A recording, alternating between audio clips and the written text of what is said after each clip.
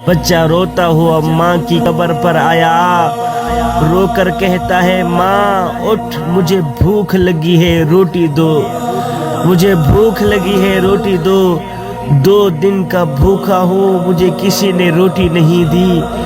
یا تو مجھے اپنے پاس بلا لو یا پھر لوٹ کر میرے پاس آ جاؤ، مجھے بھوک لگی ہے، مجھے روٹی چاہیے۔ ایک دن باپ نے اپنے بیٹے سے پوچھ ہی لیا، بیٹے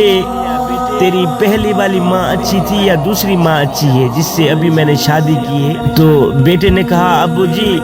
پہلے والی ماں جھوٹی تھی، جھوٹ بولا کرتی تھی، لیکن جو اب کی ماں ہے نا یہ سچی ماں ہے، جب بھی بولتی ہے سچ ہی بولتی ہے۔ باپ نے حیران ہو کے پوچھا بیٹے وہ کیسے؟ تو بیٹے نے کہا ابو جی جو پہلے والی ماں تھی نا وہ جھوٹ بولا کرتی تھی، اس لیے کہ جب میں کام نہیں کرتا تھا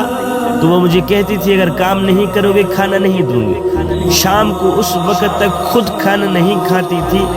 جب تک اپنے ہاتھوں سے میرے منہ میں لقمہ نہیں ڈالتی تھی،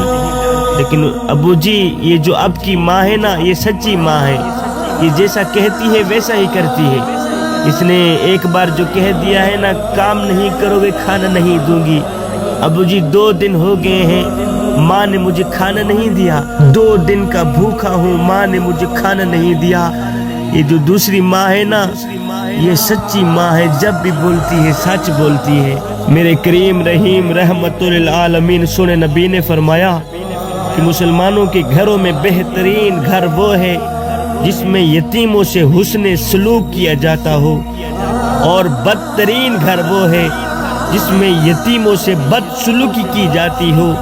یتیموں کو درد دیا جاتا ہو۔